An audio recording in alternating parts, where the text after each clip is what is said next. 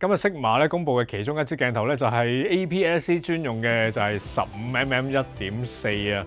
咁呢一支鏡頭咧得200零 gram 嘅啫，咁配合 APS-C 嘅相機咧係真係幾 fit 嘅喎。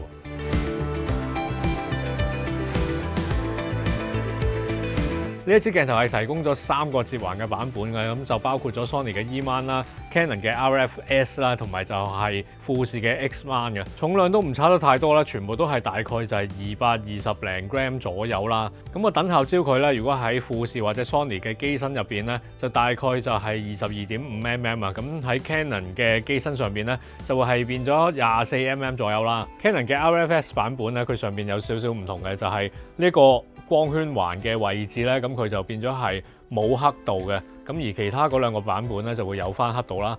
雖然都係預期之內啊，咁但係循例都要講下支鏡頭嘅變形咧係要靠數碼修正嘅，同埋支鏡頭喺 1.4 光圈全開嗰陣咧，個畫面中心係叫做中規中矩啦，唔算係真係超級 sharp 嘅，收細1-2級光圈先至會叫做好少少啦。咁而畫面嘅邊角咧都係會有少少 soft 嘅。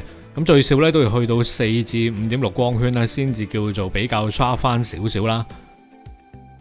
咁但係色散嘅控制咧就真係爭少少啦。可以睇到咧1.4光圈嘅時候啊，嗰個指邊都幾明顯啊。要去到2.8光圈咧，先至可以叫做係改善到啊。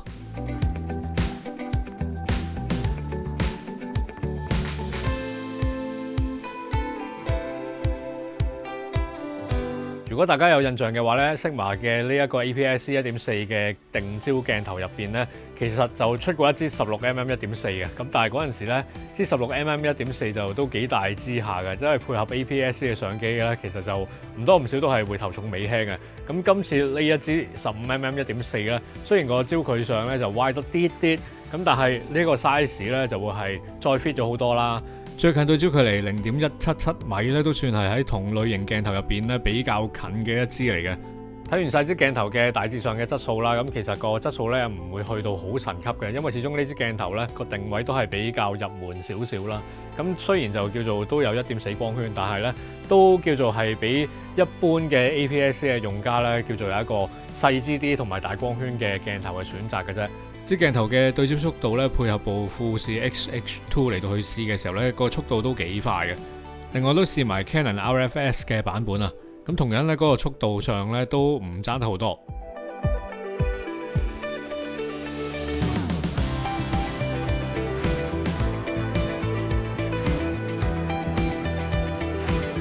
雖然啦，呢一支鏡頭喺 Sony 或者係富士嘅鏡頭入邊咧，都叫做有類似嘅選擇啦。咁但係喺 Canon 嘅 RF-S 系統入邊咧，就真係勁少 APS-C 嘅大光圈鏡頭揀，所以我就覺得呢一個1.4嘅定焦嘅系列咧，真係可以話係 RF-S 用家嘅一個福音嚟嘅。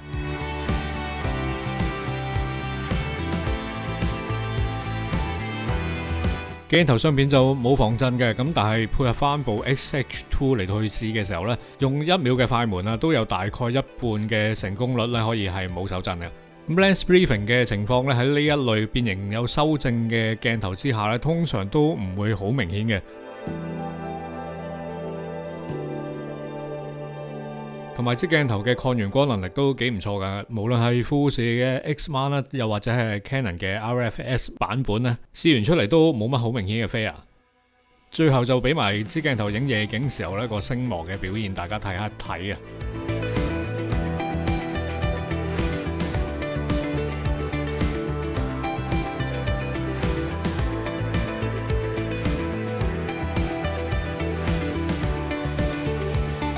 總括嚟講咧，其實我幾覺得呢一支 Sigma 嘅15mm 1.4咧，其實係之前嘅16 1.4嘅一個後繼版嚟嘅。咁個 size 上咧就縮細咗啦，同埋就係個重量都輕咗勁多嘅。咁配合翻啲 APS-C 嘅相機咧，咁係真係勁方便啦。咁如果係真係用一啲 wide angle 大光圈嚟影人像嘅朋友嘅話咧，咁其實都可以考慮下呢一支鏡頭嘅。又或者真係 snapshot 嘅話咧，都係一個幾唔錯嘅選擇嚟嘅。唔知大家又點睇呢一支新鏡咧？咁不妨留言講下。